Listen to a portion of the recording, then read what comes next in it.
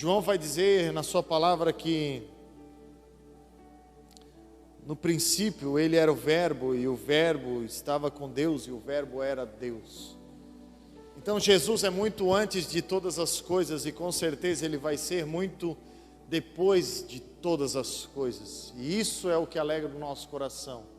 Então eu quero agradecer você por estar aqui essa noite, por estar celebrando esse momento tão especial, uma noite de Natal, uma noite onde nós, de uma certa forma, trazemos à memória um pouco mais do que Jesus representa na nossa vida. Pelo mundo afora é comemorado o nascimento de Jesus Cristo, e aí se cria uma briga teológica: pastor, mas ele não nasceu dia 25, eu sei que não, mas o importante não é a data, o importante é o acontecimento, ou não é verdade? O importante é que um menino nasceu, um filho ele nos deu, e a Bíblia diz que o governo está sobre os seus ombros, e ele será chamado Maravilhoso Conselheiro, Deus Forte, o Pai da Eternidade, o Príncipe da Paz. Deus nos concedeu isso. Então não importa quando foi, o importante é que aconteceu, e porque isso aconteceu hoje, eu e você estamos aqui. Então eu quero louvar a sua vida, quero agradecer a sua presença, porque você entendeu que independente de feriado, independente de data, independente de acontecimentos, Cristo é o centro de tudo que há. Foi exatamente o que eu e você acabamos de cantar. Eu não sei como começou esse seu ano, eu também não sei, hein? Glória a Deus pela moto do irmão. Eu também não sei quais foram os seus planos durante esse ano. Quem sabe em janeiro de 2022, você tenha feito planos, você tenha traçado os projetos, você tenha feito planejamentos e consagrado eles ao Senhor. Quem sabe você escreveu eles num papelzinho, e quem sabe você tenha orado, consagrado. Os mais crentes subiram um monte, consagraram o Senhor no monte, muitos dentro do seu quarto, e eu quero dizer para você que lá no monte o Senhor estava, e no seu quarto também o Senhor estava, e você fez esse planejamento e apresentou, e talvez você esteja usufruindo de coisas que nem perto do papel estavam. Talvez você esteja aqui hoje, usufruindo e estando presente em um lugar que você nem sonhava estar lá em janeiro. Aqui em Penha, uma cidade pequena, uma cidade limitada, 30 e poucos mil habitantes, 35, 34 mil habitantes. Você deve ter saído talvez de uma cidade de milhões de habitantes, e hoje você se encontra aqui. Talvez você deva: meu Deus, o que Deus fez na minha vida? Eu vou dizer o que Deus fez na sua vida. Deus fez para se cumprir o que está escrito, que não foi o que os seus olhos viu, nem os seus ouvidos ouviu, e nem o que subiu ao seu coração. É isso que o Senhor preparou para você essa noite. É isso que você está vivendo. Você está vivendo debaixo das direções poderosas e excelentes e extraordinárias de Deus. Então não importa se você não está vivendo o que você escreveu, muito melhor é estar vivendo o que Deus já escreveu. Eu e você fizemos planos, claro que fizemos, e a Bíblia diz para nós planejarmos. A Bíblia fala lá em Provérbios, a Bíblia diz: consagre o que você faz ao Senhor, e todos os seus planos serão bem-sucedidos. A Bíblia diz que aquele que planeja e trabalha ficará rico, porém aquele que quiser ficar rico do dia para a noite vai acabar perdendo tudo que tem. A Bíblia fala. O planejamento é importantíssimo. O planejamento aqui vem antes do trabalho, porque não adianta eu e você sairmos trabalhando igual alucinados, atirando para tudo que é lado, se nós não temos nada planejado. Não adianta nós construirmos uma casa sem termos uma planta, porque na sua mente até vai funcionar, mas na mente do pedreiro não. Você vai dizer, a minha casa vai ser assim, assim, assim, mas se você não desenhar, se não tiver uma planta, se não tiver escrito medidas, se a especificidade desse sonho não estiver no papel, vai ser muito difícil deles concretizar. Então saiba você que você está exatamente onde Deus quer que você esteja. Talvez você esteja olhando, meu Deus, quantas coisas vivemos esse ano. E eu digo para você, o ano ainda não acabou. Nós estamos no dia 25, tem mais 6 dias ainda, é isso, né? Mais 6, né? Em 6 dias, Deus fez os céus e a terra. Deus fez muita coisa em 6 dias. Então você só imagina o que Deus pode fazer na sua vida, nesses últimos 6 dias do ano. Eu estou muito feliz com tudo que aconteceu esse ano. Estava conversando hoje com a minha esposa, quando nós estávamos indo a Blumenau, almoçar na casa da mãe, né? Domingo é dia de comer comidinha da mamãe, né? E quando estávamos retornando para cá, nos preparando já para o culto, eu falei para ela, eu disse, nem por 1 milhão de anos, nós imaginaríamos que viveríamos tudo que nós vivemos esse ano. Porque assim são aqueles que nascem do Espírito, que nascem da água e do Espírito, foi o que Jesus disse para Nicodemos. Ninguém sabe de onde vem, ninguém sabe para onde vão, sabem que permanecem, sabe que ninguém derruba, sabe que ninguém defrauda, sabe que ninguém abate, ainda que abate, o sangue grita, o testemunho fala muito mais alto. Esses somos eu e você. Muitas pessoas olham para nós hoje, talvez no final do ano, e dizem, meu Deus, o que eles estão fazendo? Saíram de um lugar e estão em outro, parece que não planejaram, parece que não sabe de nada, parece que não sabe de onde saíram, nem para onde estão indo, mas não, nós costumamos fazer uma oração, Senhor, seja feita não a minha, mas a tua vontade. E assim que Paulo descreve os que são guiados pelo Espírito, os que discernem as coisas espirituais, Paulo diz que aqueles que discernem através do Espírito, discernem todas as coisas e por ninguém são discernidos. Então muitas pessoas olham para você e não sabem o que acontece, como aconteceu, olham só fotos hoje em dia nas redes sociais, você estava lá e hoje você tira foto aqui, as pessoas olham, meu Deus, mas nunca falou nada, não aconteceu nada e de repente, sim, de repente, é o que a pastora Vanessa pregou aqui na quarta-feira, o de repente de Deus, às vezes leva muito tempo, mas quando acontece, é de repente, é um estalar de dedos, é um piscar de olhos. O importante para mim e para você é sabermos que todos os nossos dias estão escritos no livro. O Senhor escreveu todos os nossos dias antes de que qualquer um deles existisse.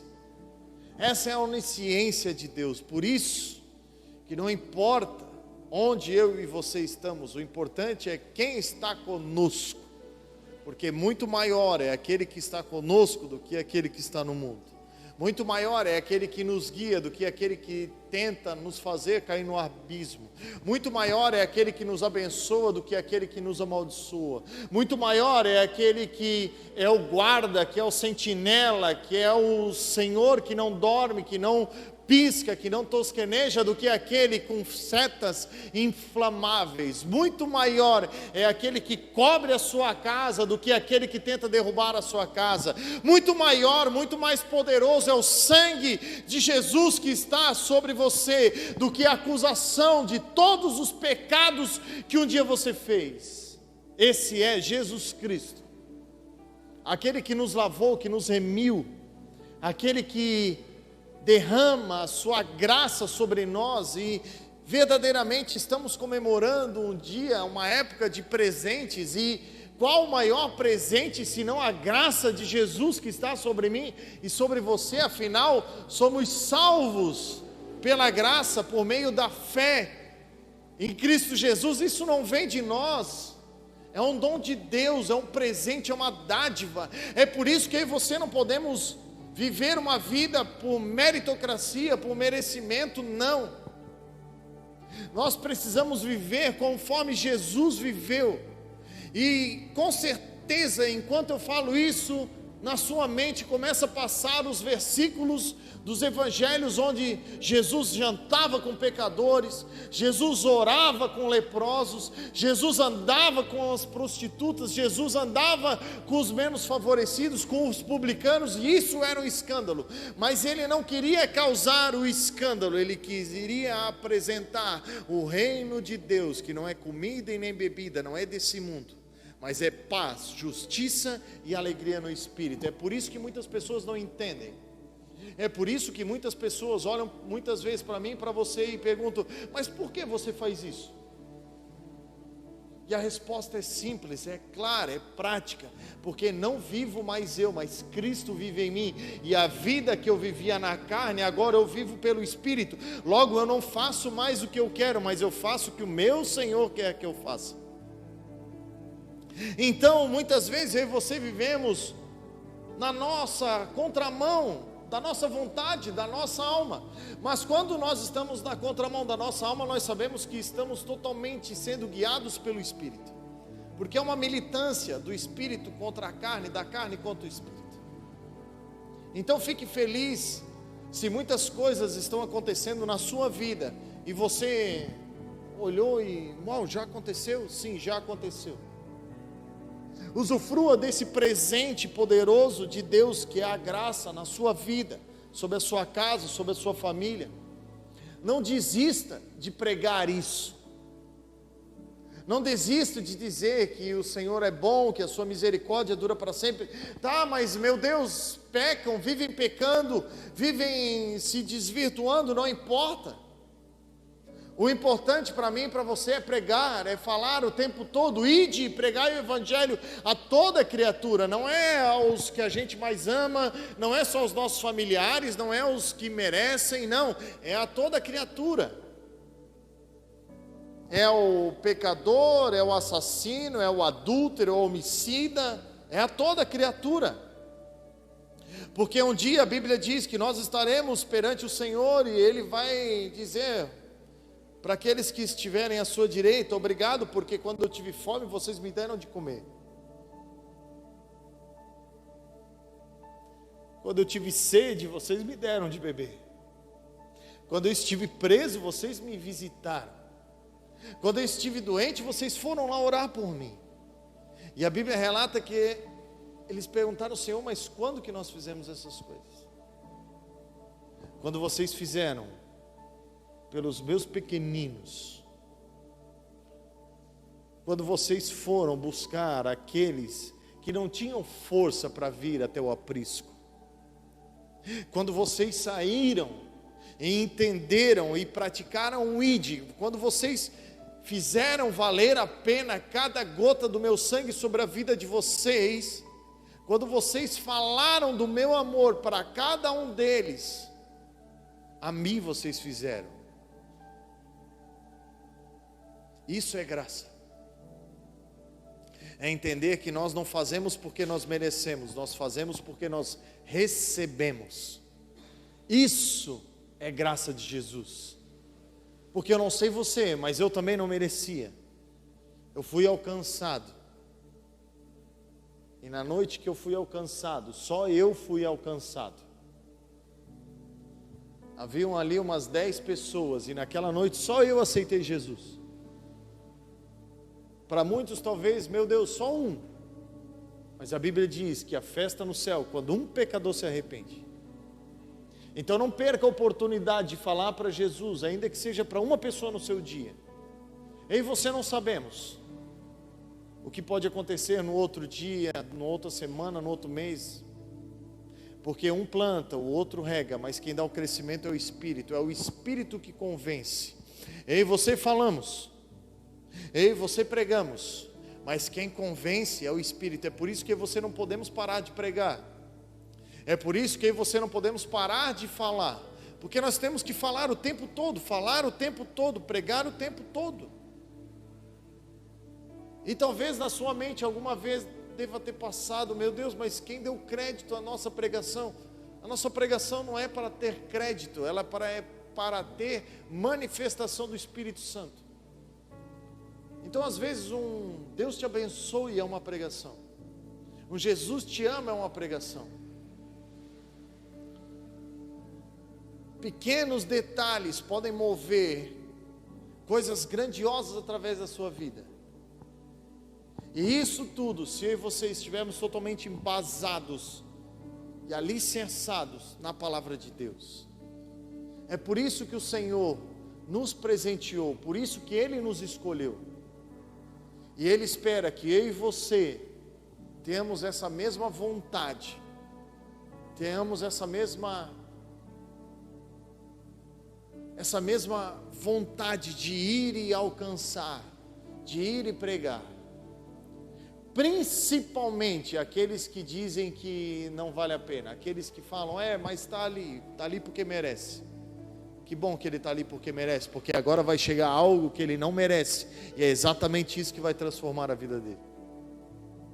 As pessoas vivem suas vidas medíocres, e eu não estou falando mediocridade de humilhação, mediocridade de menos favorecido, eu estou falando de mediocridade de uma vida pequena, uma vida rasa, porque é o que elas merecem através das suas atitudes. Mas quando Jesus chega, quando a luz brilha, quando chega aquilo que é imerecido, as pessoas enxergam e dizem, uau, isso daqui é um presente para a minha vida. É isso daqui que tem para a minha vida, então eu vou pegar isso daqui. Por isso que hoje eu quero pedir para você abrir a sua Bíblia no Salmo 127, no verso 1, por favor. Salmo 127, verso 1. Salmo não tem capítulo e nem versículo, né? Salmos são cânticos.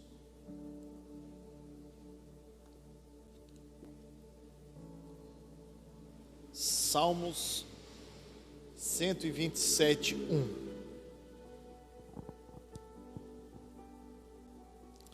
Bendito seja o nome de Jesus.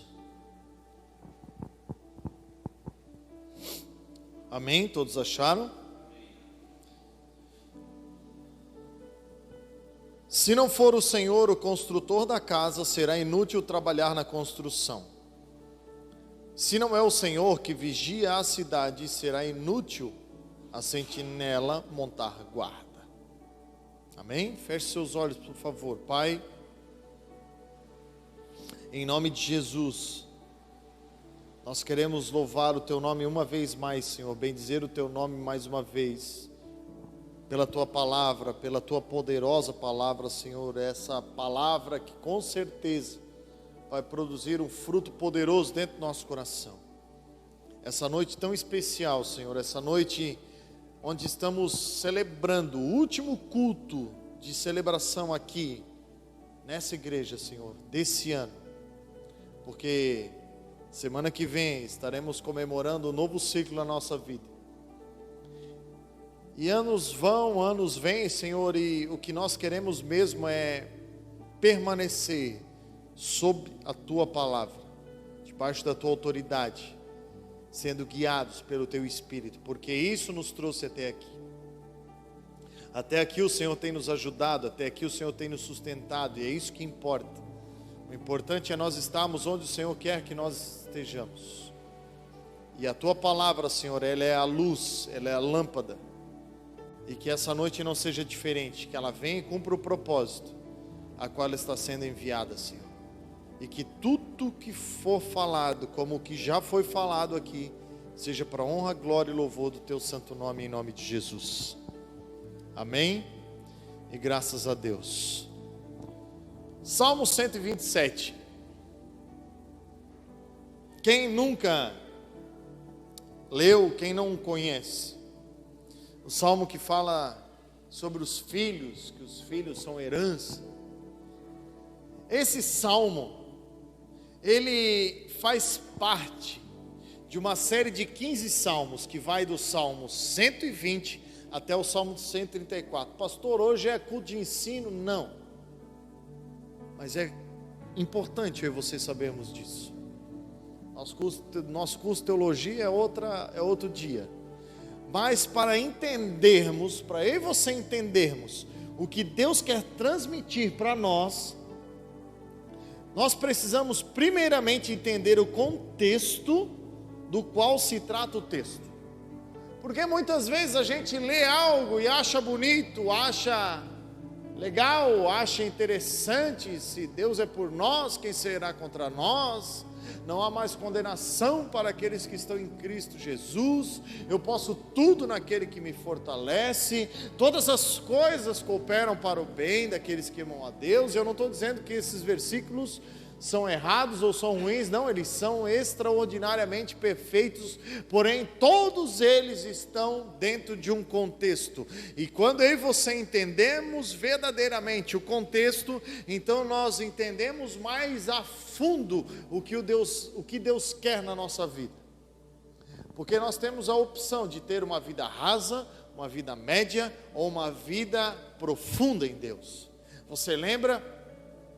Quando a Bíblia fala sobre o profeta que estava perante o rio de Deus, e o anjo foi entrando na água, e a sua água estava sobre os tornozelos, e o anjo chamou, e ele foi, e logo com água na cintura, então o anjo foi mais um pouco, e logo ele estava com água nos lombos, e o anjo continuou indo até o momento onde ele não conseguia mais andar, porque esse é o lugar que Deus quer para mim e para você, um lugar onde eu e você não temos mais controle da nossa vida, onde a profundidade do Senhor é tudo que nós temos. É isso que precisa nortear a minha e a sua vida, porque quando nós estamos com água só nos tornozelos, a gente ainda tem muita agilidade, a gente consegue fugir de algumas coisas que Deus tem para nós, a gente consegue ir para alguns lugares ainda, a gente consegue se locomover de uma forma rápida, ágil, e muitas vezes a gente diz, mas isso daí, deixa isso aí para lá, vamos correr para lá. Mas quanto mais eu e você entramos no Senhor, quanto mais a fundo eu e você vamos em Deus, nós vamos percebendo que muito melhor é nós deixarmos o Senhor tomar conta de tudo, do que nós tentarmos tomar conta de muito pouco. Foi exatamente o que Jesus disse para aqueles que estavam cansados e sobrecarregados. Jesus disse: venham a mim, vocês que estão cansados e sobrecarregados, aprendei de mim, que sou manso e humilde de coração. Tudo na palavra está ligado ao ensinamento, tudo na palavra é entendimento, e o Salmo 127, como eu falei, ele faz parte de uma série de 15 salmos, a qual você também com certeza deve saber, do Salmo 119, aquele salmo bem comprido. Mas por que ele é comprido? Porque ele fala da palavra, não poderia ser diferente. Ele exalta a palavra, por isso que ele é o maior, por isso que ele é o verso mais longo, porque precisaria ser, na onisciência do Senhor, em toda a sabedoria do Senhor. É um salmo poderoso, um salmo maravilhoso, que enaltece a palavra de Deus. Então por isso que ele precisa ser. Então logo após esse salmo, começa o Salmo 120, a qual vai até o 134, que faz então essa série de salmos intitulados como salmos, como cânticos dos degraus, ou cânticos das peregrinações. Se eu e você lermos, depois você pode pegar na sua casa e ler ali do 120 até o 134, você vai ver que são salmos de alegria, de regozijo, salmos de esperança, onde toda essa peregrinação, entre aspas, era feita pelo povo judeu todo ano, durante no mínimo 3 vezes ao ano, porque assim o Senhor estabeleceu lá em Êxodo, no capítulo 23, como as 3 principais festas anuais. Por isso que esse salmo é importante, e é por isso que o Senhor está falando isso conosco nessa noite, porque é um salmo de celebração, é um salmo de festa, é um salmo onde os judeus saíam do local onde eles estavam, não importa a distância, e se dirigiam a Jerusalém, ao santo monte do Senhor. E um dos salmos que fazem parte desse aglomerado de salmos é exatamente aquele que diz: elevo meus olhos para o monte, de onde me virá o socorro? Você consegue conjecturar as pessoas chegando em Jerusalém, olhando, eu nunca fui, mas Jerusalém é alta, né? Mais de 700 metros do nível do mar. O Google fala, né? Então a gente crê que é alto. E você chegando em Jerusalém e precisando elevar os seus olhos, e de repente esse salmo salta ao seu coração e você diz: elevo meus olhos para o monte, de onde me virá o socorro? Eu pergunto. E então vem a resposta do Espírito Santo e diz: o meu socorro vem do Senhor, o Criador dos céus e da terra. O Salmo 133 diz: como é bom e agradável quando os irmãos convivem em união. São salmos repletos de bondade e de esperança. O Salmo 126, que nos remete à alegria, grandes coisas fez o Senhor por nós, sim, por isso nós estamos alegres. Então são salmos de celebração, e é por isso que nós estamos aqui essa noite, porque estamos celebrando uma data importantíssima para nós. Como nós falamos no início, não estamos celebrando a data específica do nascimento de Jesus, estamos celebrando sim o nascimento, o ato poderoso de quando Jesus foi personificado nesse mundo, quando se cumpriu a profecia de Isaías, quando nasceu aquele menino numa condição precária, o qual viveu uma vida reta, digna, sem pecado, uma vida libada perante Deus, o qual terminou num sepulcro emprestado, depois de ter sido morto numa cruz. Então, não importa como foi, como está sendo, ou como vai ser a nossa vida aqui embaixo, o importante é como ela vai ser lá em cima. Talvez eu e você soframos muito aqui embaixo, talvez eu e você tenhamos muitas humilhações aqui embaixo, mas saiba que quando chegar o momento de nós subirmos, vai ser poderoso. Por isso que esses salmos eram descritos como os cânticos da peregrinação, que traziam esperança ao povo judeu, como Deus estabeleceu lá em Êxodo capítulo 23, as 3 principais festas que os judeus comemoravam. A primeira festa era a festa dos pães asmos. Lá, você lembra quando Deus tirou o povo do Egito, na noite da Páscoa que o Senhor estabeleceu: ofereçam um cordeiro de 1 ano, puro, sem nenhum defeito, passem o sangue dele sobre o umbral das suas portas, porque essa noite o anjo da morte vai passar. E nesse contexto existiam os pães asmos, os pães sem fermento, as ervas finas. Então essa era a primeira festa, a festa dos pães asmos, que era exatamente a saída do Egito. A segunda festa era a festa da cega, ou a festa do Pentecostes. Seu pé não começou a balançar aí? Fala em Pentecostes, os irmãos já começam a dar uma chacoalhada, os mais pentecostal, não é verdade? Porém, essa festa do Pentecostes não tem nada a ver com a descida do Espírito. Essa festa é uma festa de primícia, era uma festa pela qual era comemorado os primeiros frutos. Por isso que o povo tinha que se dirigir a Jerusalém 50 dias após a festa da Páscoa, porque ali brotavam os primeiros frutos e logo teriam que adorar ao Senhor e bendizer ao Senhor, porque foi o mesmo Deus que tirou aquele povo do Egito, do lugar de escravidão, que estava fazendo com que tudo cooperasse para que aqueles primeiros frutos brotassem da terra. Então lá estavam celebrando novamente, celebrando a libertação, celebrando os primeiros frutos. E a terceira festa não poderia ser diferente, é a festa da colheita. Porque onde há libertação, onde é lançada a semente, tem colheita. Você pegou? Eu e você fomos libertos da escravidão, do pecado, através de uma semente que entrou no nosso coração, a semente da palavra.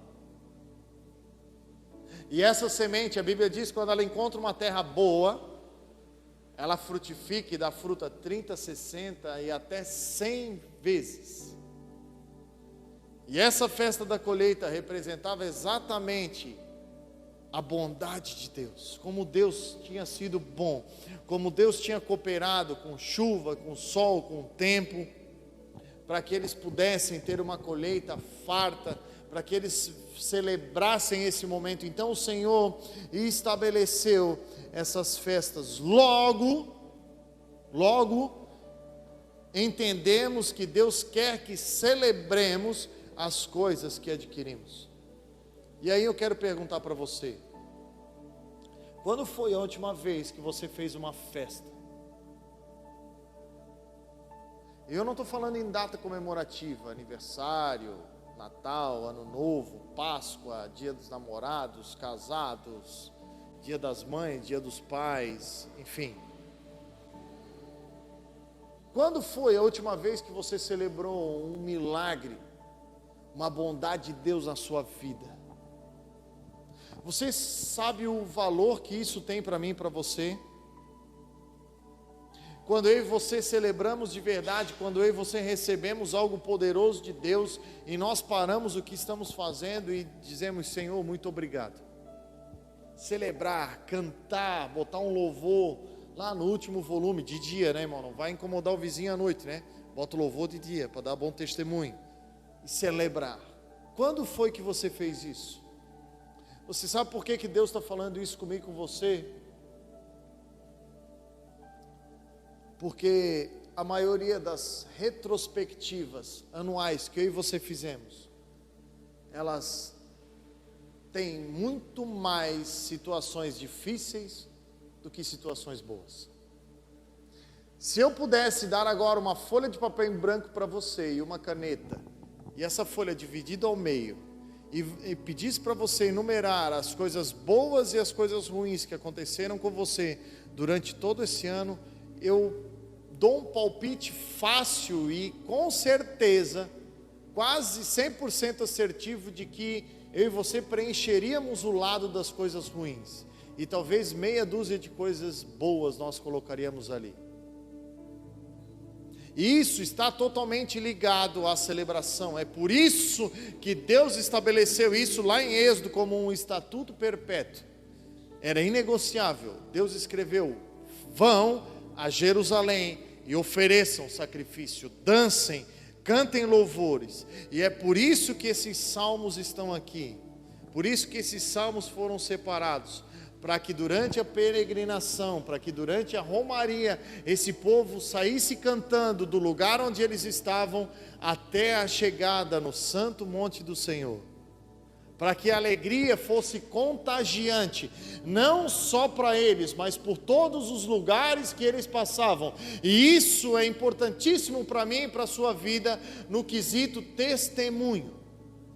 Jesus disse: sejam minhas testemunhas em Jerusalém, toda a Judeia, Samaria, até os confins da terra. Mas testemunhas do quê? O que você estamos celebrando hoje? Não, pastor, nós estamos celebrando o nascimento de Jesus. Sim, mas dentro da sua casa. Ah, pastor, está tudo muito difícil, pastor. Meu Deus, boleto aumentaram, a luz aumentou, a gasolina aumentou.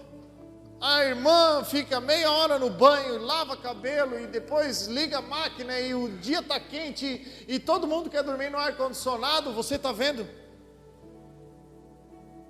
Para onde vai a nossa voz? E nós costumamos não olhar a saúde dos nossos filhos. Quando eu e você abrimos os nossos olhos e podemos pegar as nossas pernas, colocar do lado da nossa cama e ficar em pé, isso é um milagre. Eu e você temos saúde para levantar e fazer todos os nossos afazeres. Temos um teto sobre a nossa casa. Talvez, claro, eu e você não estejamos como nós gostaríamos que nós estivéssemos. Talvez você planejou e fez planos para estar, quem sabe, lá em Jericoacoara agora. Eu quero ir para lá. Mas no inverno, né? Não quero no verão. No verão tem praia aqui. Eu quero no inverno, porque lá não tem inverno. Como eu não gosto de inverno, eu quero ir para lá no inverno. Talvez você não foi para lá, Porto de Galinha, talvez você nunca foi. Mas eu e você temos todas as condições físicas, mentais e espirituais para alcançar esses lugares. E isso está totalmente ligado à nossa visão, aquilo que nós estamos vendo, o modo que nós estamos vendo. Porque muitas vezes a nossa boca diz que os nossos filhos não param, que os nossos filhos são elétricos, que os nossos filhos não nos dão descanso. Mas quando a gente viu eles, ou presenciou, ou relembra deles em cima de uma maca, em cima de uma cama, a gente passou dias, semanas orando para que Deus tirasse eles dali. Nós somos muito instantâneos. Nós somos muito momentâneos. Talvez você esteja olhando a sua situação agora e diz: meu Deus, o Senhor me trouxe para uma cidade de nem 40 mil habitantes. E o que eu vim fazer aqui? Eu sei o que você veio fazer aqui. Você veio até aqui em obediência a Deus. E o Senhor ama aqueles que o obedecem. O Senhor honra aqueles que o obedecem. A Bíblia diz que o Senhor abençoa aqueles que os obedecem. Se vocês me obedecerem, as bênçãos vão correr atrás de vocês, a Bíblia diz. Jesus recebeu um nome que está acima de todo nome, justamente porque ele obedeceu. Mas ele fez uma oração lá no monte, lá no Getsêmani, no Monte das Oliveiras: Senhor, se for possível, passa de mim esse cálice, esse sofrimento, toda essa angústia. Mas contudo, eu não quero que seja feita a minha, mas eu quero que seja feita a tua vontade.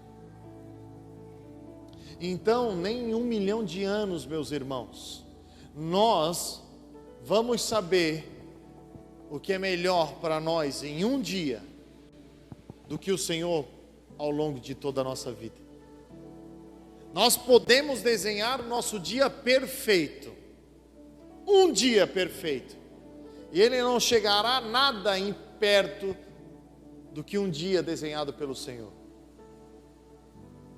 Porque aí sim se cumpre o que a Bíblia diz, que todas as coisas cooperam para o bem daqueles que amam a Deus e foram chamados segundo o seu propósito, o seu decreto. Nós temos que saber e louvar a Deus, dar graças a Deus por estarmos aqui hoje. Porque com certeza eu e você não sabemos quantos livramentos eu e você tivemos esse ano. Sabe aquela vez que você perdeu a chave do carro e você tinha que sair com pressa de casa e não conseguiu sair? Você na verdade nem foi de carro, chamou um Uber. Aquilo ali foi um livramento. Mas a gente murmura: meu Deus, vou ter que gastar com Uber agora. Poderia gastar milhares de reais a mais consertando o carro. Sabe aquele sair de luz, logo na hora de tomar o banho, sai a luz, tu tem que esperar ali alguns minutos. É um livramento. Você poderia estar embaixo do chuveiro, dar uma trovoada e você receber uma descarga elétrica e morrer nem saber do que.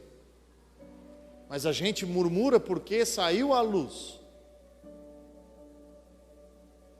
E infinitas outras possibilidades. Infinitas outras situações. Eu e você, nós temos esse defeito almático, geracional, de reclamar, falar para trás, dar mais valor às coisas que ficaram do que a tudo que novo que o Senhor tem para fazer na minha vida, porque é isso que está escrito: as coisas velhas passaram e eis que surgiram coisas novas. O Senhor vai fazer tudo novo na minha e na sua vida. Isso é um fato. Se assim Ele for o construtor. É exatamente o que esse salmo está dizendo. Logo que nós entendemos esse salmo, meus irmãos, nós vamos saber que a nossa liberdade, os nossos primeiros frutos e a nossa colheita estão totalmente ligadas ao que Deus faz pela nossa vida. Deus quer que nós saibamos que estamos celebrando essas coisas, porque Deus é Ele não foi, ele não vai ser, ele é hoje, é agora. Deus é agora. Pastor, mas é amanhã. Amanhã ele já está lá. Amanhã eu e você ainda vamos chegar, se Jesus não voltar. Ele já está lá, mas eu e você é agora. É por isso que você precisamos prestar atenção na palavra agora. É por isso que você precisamos orar agora, celebrar agora, louvar é agora. Deus é presente.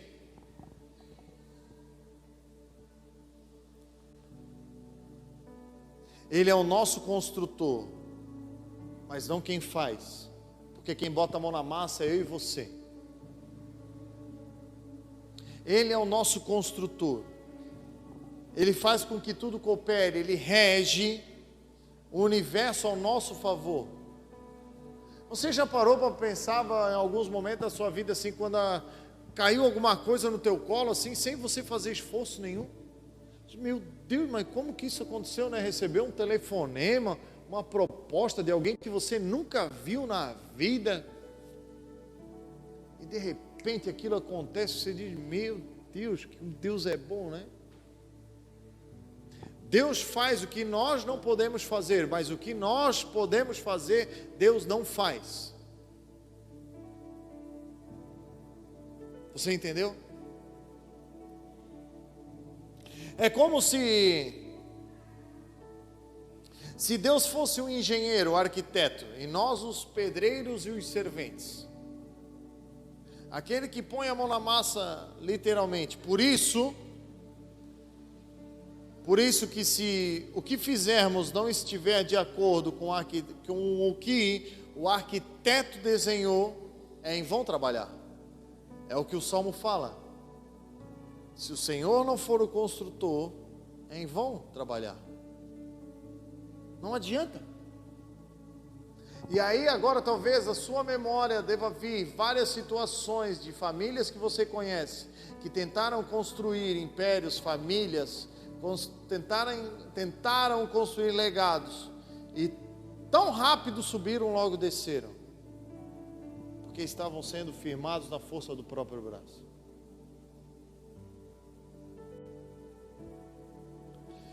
Podemos tentar edificar coisas grandes aos olhos dos homens, mas se não haver princípio de Deus, isso tudo será como pó. É uma obra mútua, algo que Deus lança as ideias e os princípios e nós construímos conforme as suas ordens. Mateus 7,24 vai dizer, portanto, quem ouve as minhas palavras e as pratica, quem ouve o arquiteto, quem ouve o engenheiro e pratica exatamente o que ele fala, é como um homem prudente que construiu a sua casa sobre a rocha. Aí eu pergunto para ti, o que é mais fácil? É cavar um buraco sobre a rocha ou sobre a areia? Tu tem 2 terrenos, estás com pressa. O engenheiro chega para ti e diz assim, essa casa que tu quer fazer é grande, pesada, é alta. Aqui tem um terreno rochoso, vai ser batata. Aquele ali é arenoso, é mais fácil, mas não vai ficar bom. Daqui a pouco vai começar a rachar, daqui a pouco vai começar a pender para o lado, e se vier alguma coisa externa, periga de derrubar. Quem constrói sobre a areia, quem faz rápido, quer aparecer logo. Quer mostrar que foi melhor que os outros e acima da média. Logo, fez tudo isso sem prestar atenção no construtor. Muitas pessoas querem aparecer e não estabelecer. Muitas pessoas querem desenhar algo grande, lindo, mas oco, vazio. Querem só aparecer e não firmar, não estabelecer. Salmo 118, 22. A pedra que os construtores rejeitaram tornou-se a pedra angular. Você sabe o que é uma pedra angular? Pedra angular antigamente era a primeira pedra que era colocada numa construção. Sabe aquela pedra de esquina? Aquela pedra do ângulo de 90 graus? Antigamente era a primeira pedra, e a partir daquela pedra todas as outras eram colocadas. Então aquela pedra, ela era fundamento e ela era limites. Porque é isso que você temos que ter na nossa vida: fundamentos e limites. Porque tudo que nós construímos em cima dessa pedra angular, da pedra fundamental, vai prosperar. Será que nós vamos ver as construções de hoje em dia tão bem conservadas quanto nós vemos as de 100, 200 anos atrás num centro histórico? Talvez eu e você não vivamos esse tempo todo para ver isso. Mas é uma pergunta interessante a se fazer. Será que a tecnologia e a pressa da maturação das edificações de hoje, elas vão conseguir sobreviver ao tempo da mesma maneira que aquelas construções de antigamente, que levavam muito mais tempo, eram muito mais demoradas de fazer, talvez não ficavam tão bonitas quanto as de hoje, mas permanecem por séculos? Se nós construirmos sobre Cristo, com certeza elas permanecerão. Porque a Bíblia diz que se eu e você formos como prudente de estabelecermos a nossa casa sobre a rocha, vai vir chuva, os rios vão transbordar, o vento vai soprar, vai bater contra aquela casa e nada vai acontecer. Prudente. Assim é o prudente. Aquele que não tem pressa, mas aquele que sabe o que está fazendo. Você já ouviu o ditado que a pressa é inimiga da perfeição? Pensa num cara, você está olhando para uma pessoa que abomina fazer as coisas rápido. Às vezes isso é até uma coisa que a minha mulher não gosta muito. Meu Deus, como tu é devagar para fazer as coisas. É que eu abomino fazer a mesma coisa duas vezes. Então eu prefiro, muitas vezes, ser chamado de lerdo, do que perder tempo em fazer a mesma coisa 2, 3, 4 vezes, porque isso cansa, irmão. Isso desgasta. Os recursos vão embora. Você perde tempo, poderia estar usufruindo, poderia estar celebrando, poderia estar indo para Jerusalém, curtindo uma festa, mas agora tem que ir atrás de material para reerguer a tua casa novamente. Afinal, você escolheu cavar sobre a areia, que era mais fácil, mais mole, tu estava com pressa. E aquele irmão que passou um ano cavando buraco, que em uma semana tu fez e ficou rindo da cara dele, ele está indo para Jerusalém celebrar. E tu agora vai passar todo esse tempo de celebração cavando o buraco que ele cavou, gastando muito mais dinheiro que ele gastou e perdendo a festa. A pressa nos tira da festa. A insensatez nos rouba a celebração. Isso é ensinamento poderoso. Talvez você não precise ser tão devagar como eu, mas não tenha pressa. Seja prudente. É assim como nós dirigimos nossos carros. Você tem a opção de andar dentro do limite de velocidade ou querer chegar mais rápido no seu destino. Você pode até chegar mais rápido no destino, mas a chance de acontecer algo errado com você é muito maior do que aquele que vai no limite de velocidade. Esses dias foi mais um adendo da minha esposa. Eu levei quase 2 horas daqui a Blumenau. Antes fazia em 40 minutos. Mas eu fui 60, 80, curtindo, brincando com as crianças. Você aproveita mais a vida. Você usufrui mais, você celebra mais. Se nós seguirmos os passos do construtor, talvez nós vamos passar um tempo a mais trabalhando, mas nós vamos com certeza passar muito mais tempo celebrando. Talvez eu e você vamos demorar um pouco mais para construir algumas coisas, mas com certeza isso vai levar eu e você a celebrarmos essas edificações, aquilo que nós estamos fazendo por muito mais tempo. É assim na nossa vida. Pega uma pessoa que começou a trabalhar lá com 15, 16 anos, com carteira assinada, e chegou lá e completou os seus 35, 40 anos de carteira de trabalho assinada, não sei qual é o tempo agora que se aposenta, e aquele cara que viveu de freelance uma vida toda, festando e tal, não tendo tanto compromisso como aquele que tinha carteira assinada, chega lá na idade de 50, 60 anos e vê a vida dos dois. Aquele cara que cumpriu o horário, que esteve lá se sujeitando, vai chegar no momento da sua vida, Jericoacoara, irmão, praia, sombra, água fresca, água de coco, rede, e deu. Mas aquele que não colocou o Senhor como o construtor, fez tudo em vão, e vai ter que se virar o resto da sua vida.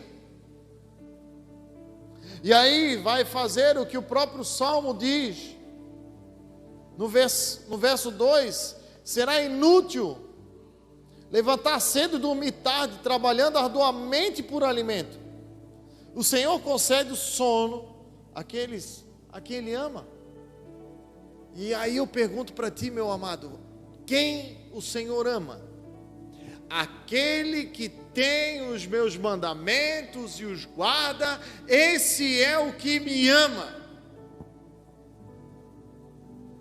E eu vou me revelar a Ele, eu vou fazer morada nele. Eu sei que às vezes nós gostaríamos de fazer coisas muito mais rápido do que nós fizemos.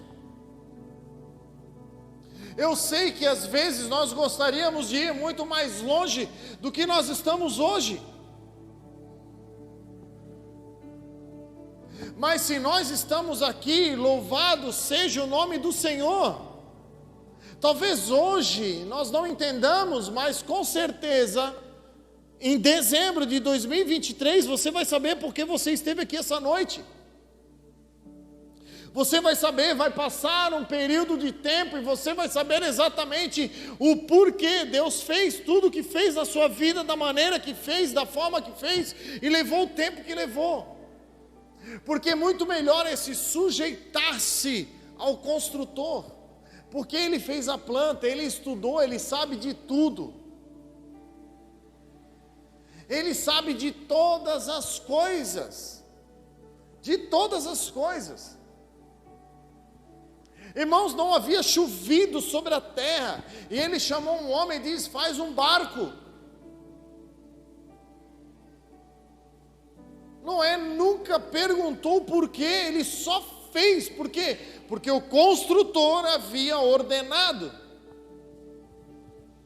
Eu e você não fomos chamados para perguntar o porquê, nós fomos chamados para fazer. Se o Senhor delegou algo para mim e para você, e está estabelecido na sua palavra, por favor, faça. Ainda que seja chato, ainda que demore, ainda que você não goste, faça, por favor. Porque senão vai ser inútil nós trabalharmos. Vai ser inútil nós corrermos. Se eu e você não alinharmos os nossos casamentos, nossos relacionamentos com a palavra do Senhor, vai ser inútil passar 50, 60, 70 anos ao lado de alguém. Você vai chegar lá no final da sua vida e você vai dizer: meu Deus, vai demorar muito para morrer? Mas se eu e você tivermos o Senhor como construtor dos nossos relacionamentos, do nosso casamento, nós vamos dizer: meu Deus, mas como passou rápido. A minha velhinha está aqui. Meu Deus, eu queria mais uma semana, eu queria mais um mês. E não é assim só com a nossa esposa, vai ser assim com os nossos filhos, porque um dia vai ser assim com os nossos pais, se os seus estiverem vivos ainda. Você vai querer mais um dia, você vai querer mais uma semana. Meus pais, graças a Deus, estão vivos ainda. mas a gente vê muita gente partindo. E é sem sombra de dúvida que esse sentimento brota ao coração. Meu Deus, mais uma palavra, mais um abraço, mais uma celebração. É isso que o Senhor está falando comigo, com você essa noite. Celebre. Eu estou longe, eu não fiz, agora que eu entendi, eu quero fazer. Ore a Deus, Deus vai preparar. Você tem seu telefone hoje, você pode fazer uma chamada de vídeo todo dia. Ei, mas a véia é chata, ela pergunta um monte de coisa, ela fica 2 horas no celular. Um dia você vai achar que essas 2 horas são 2 segundos. Um dia você vai chorar por 2 segundos, não por 2 horas. O Senhor está dizendo hoje para mim e para você: celebre.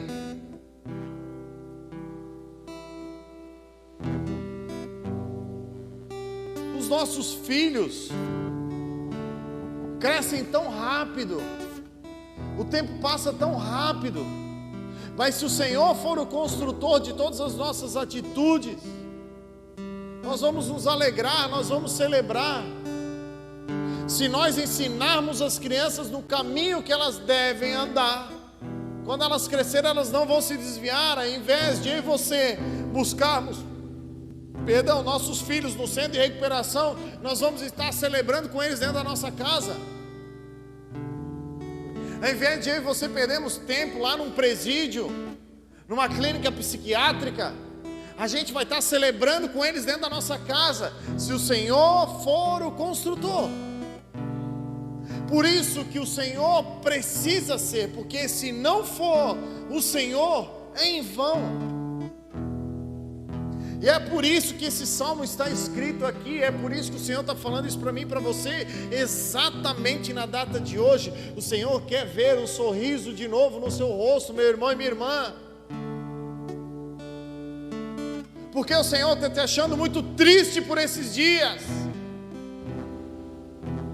Porque você está chorando mais do que você está rindo. Existem pessoas numa situação muito pior do que eu e você estão celebrando.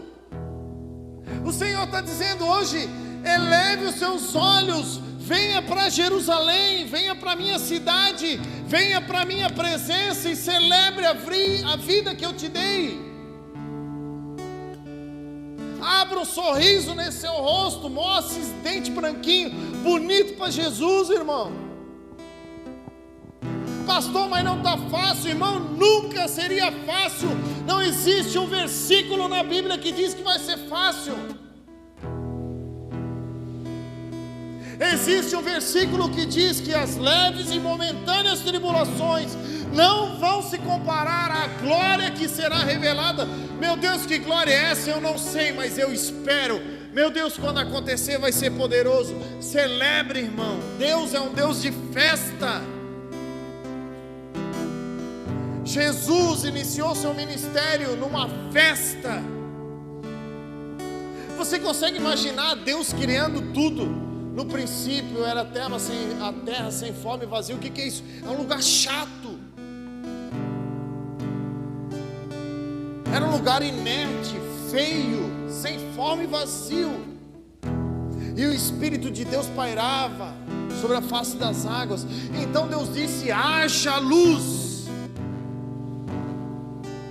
Deus disse: vamos botar fogo nesse negócio aqui, vamos clarear isso aqui, vamos fazer uma festa, vamos fazer iluminar, vamos fazer uns bichinhos, vamos fazer um monte de coisa, vamos fazer umas plantinhas, vamos fazer um homem, uma mulher também. Eles vão incomodar nós um tanto que a gente já sabe, mas vamos fazer, vamos celebrar. O Senhor está te chamando essa noite para celebrar a vida abundante que Ele tem para você através de Cristo Jesus.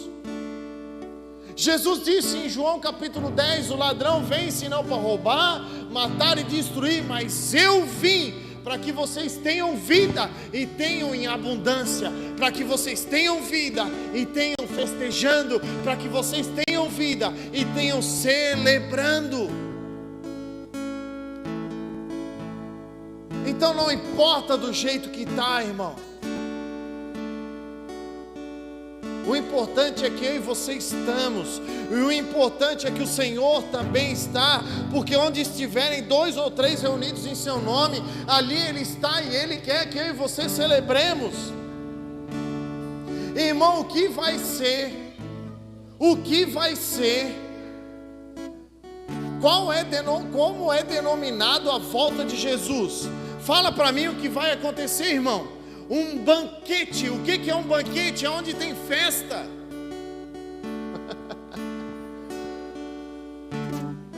Essa ceia que a gente come hoje, que você comeu ontem à noite na sua casa, é nada comparado ao banquete que o Senhor vai vir nos servir, quando Ele vier nos buscar, e vai ser festa.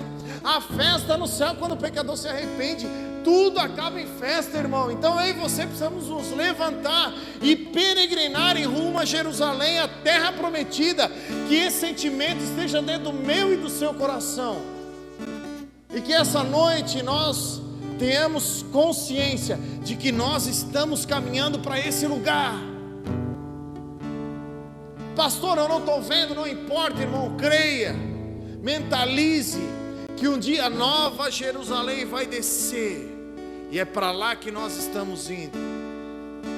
Elevo meus olhos para o monte e pergunto: de onde me virá o socorro? O meu socorro vem do Senhor. A alegria do Senhor é a nossa força. E se você entendeu essa palavra, por favor, se coloque de pé em nome de Jesus.